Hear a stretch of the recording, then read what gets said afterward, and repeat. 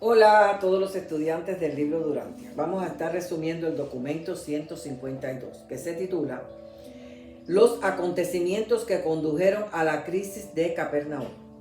La historia de la curación de Amós, el lunático de Queresa, ya había llegado a Betsaida y a Capernaum. Una gran multitud aguardaba a Jesús en la playa. Jairo, uno de los rectores de la sinagoga, cayó a los pies de Jesús para pedirle que fuera a sanar a su hija que estaba muriendo, y Jesús le dijo: iré contigo. En el camino, una mujer que sufría de hemorragia flagelante le tocó su manto, y Jesús sintió que poder salió de él. Se viró a preguntar quién lo había tocado. Pedro le dijo: pero la multitud nos atropella y tú preguntas quién te ha tocado. Y Jesús, buscando, quedó mirando a una mujer que era la que le había tocado el manto, y le dijo: hija, tu fe te ha curado, vete en paz.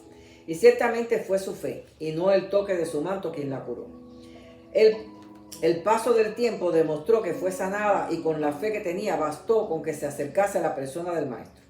Más tarde, Jesús llamó a esta mujer para dejarle claro que no fue ni su intento de robar cura, ni la idea supersticiosa de tocar el manto lo que la sanó, sino la fe pura y viviente que albergaba en su corazón. Sección número 1. En la casa de Jairo. Jairo se desesperó por la demora de Jesús y esta mujer que quería sanar. Al llegar a la casa, su siervo le dijo: no molestes al maestro, tu hija ha muerto. Pero Jesús no prestó atención y entró con Pedro, Santiago y Juan, y sacando a todos los que allí estaban, le dijo al padre y a la madre de la niña: no está muerta, solo está dormida. Y cuando se hubo tranquilizado la casa, Jesús se acercó al lecho, la tomó de la mano y le dijo: hija, escúchame, despiértate y levántate.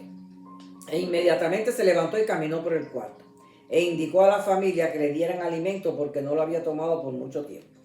Al salir de allí, enfermos y afligidos lo perseguían. Nunca nadie ha podido comprender lo que ocurrió en la persona de Jesús de Nazaret en la tierra. La ciencia nunca lo sabrá, y la religión mucho menos, por la sencilla razón de que un hijo creador se autootorga como humano solo una vez en todo el universo local. Pero lo que sí logró Jesús, nuestro Padre Micael, fue que su espíritu viviera junto con el de su Padre, que reside en la mente de toda la humanidad. Sección número 2. La comida para 5,000. Jesús decretó una semana de vacaciones para que sus discípulos visitaran a sus familiares, pero más de la mitad se negó a abandonarlo. Planearon escapar al otro lado del lago para descansar, pero la multitud los siguió, unos por barca y otros por tierra. Para el lunes ya habían más de 3,000 personas allí reunidas, y estas multitudes querían coronarlo rey. Jesús sabía lo que estaban tramando. Los apóstoles estaban entusiasmados con la idea. Se plantearon que quizás era el momento de coronarlo. Jesús le preguntó a Andrés y Felipe: ¿qué vamos a hacer con esta multitud hambrienta? Quisiera darles de comer. Felipe le dijo que era mejor que los despidiera y buscaran ellos mismos qué comer, porque ellos tenían muy poco, y ya eran más de 3,000, así que eran casi 5,000. Jesús les dijo: pero no deseo despedir los hambrientos. Y cuando preguntó qué tenían, Marcos dijo que solo había 5 panes y 2 pescados secos. Jesús se volvió a Andrés y le dijo: traedme los panes y los peces. Y ordenar a la gente que se sienten en grupos de a 100. Jesús tomó los panes y oró por ellos. Dando gracias, partió el pan y se lo dio a los apóstoles para que lo pasaran a la multitud. Luego hizo lo mismo con los peces. Cuando todos hubieron terminado, juntaron 12 canastas llenas. Este fue el primero y único milagro de la naturaleza que realizó Jesús por premeditación consciente. Según el informante de este documento, dice que se les enseñó que Micael multiplicó los elementos de la comida, tal y como siempre lo hace, pero que eliminó el factor tiempo y el canal vital visible.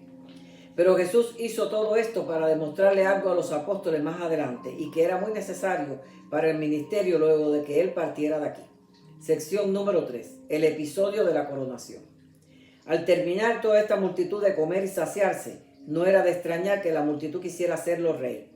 Hubo una reacción unánime que gritaba: hacerlo rey, he aquí nuestro rey. Los apóstoles creían que era el momento en que Jesús afirmaría su derecho a gobernar. Pero Jesús se trepó a una enorme piedra y dijo: hijitos míos, vosotros tenéis buenas intenciones, pero sois de vista corta y mentalidad material. Hubo una pausa y todos contemplaban a aquel fornido Galileo, que se erguía majestuosamente contra el resplandor encantador del atardecer oriental. Cada centímetro de su semblante se veía verdaderamente como el de un rey, y siguió hablando a la multitud. Vosotros queréis hacerme rey, no porque vuestra alma se haya iluminado de una gran verdad, sino porque vuestro estómago está lleno de pan. ¿Cuántas veces os he dicho que mi reino no es de este mundo? Este reino que vosotros proclamamos es una hermandad espiritual, y mi Padre en el cielo es el omnisapiente y todopoderoso gobernador de esta hermandad. ¿En qué os he fallado en revelaros al Padre de los cielos que queréis ahora hacer rey al Hijo en la carne? Id todos a casa, y si debéis tener un rey, que sea coronado en el corazón de cada uno de vosotros. Y así despidió a la multitud, incluso a los apóstoles. Ya en el barco de vuelta los apóstoles remaban y Pedro se quedó dormido y tuvo un sueño vívido con el maestro. Fue en este sueño donde caminó en el agua. Para Pedro fue una experiencia real y trató de convencer a Juan Marcos de esto. Luego la historia quedó como real, pero no lo fue. Sección número 5. De vuelta en Betsaida. Cuando se levantó Andrés al día siguiente, vio a Jesús junto al mar.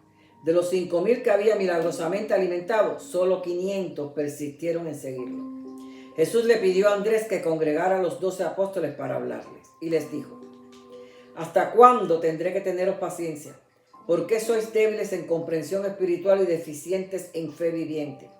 ¿No os he enseñado las verdades del reino y a confiar y a ser pacientes en el Señor? ¿No leen las escrituras que dice: echad sobre el Señor tu carga y Él te sustentará? Derramad delante de Él vuestro corazón, porque Dios es vuestro refugio. ¿No ves acaso que el hacer milagro y producir prodigio no ganan almas? Saciamos a la multitud, pero no buscaron entrar en el reino de los cielos. Oro porque mi Padre unja vuestros ojos para que podáis ver, y unja vuestros oídos para que podáis oír, y para que lleguéis a tener fe plena en el evangelio que os he enseñado. Y partieron a Genesaret para descansar un tiempo. Jesús se estaba preparando para la gran crisis de su vida en la tierra, y por lo tanto pasó mucho tiempo en comunión con su Padre en el cielo.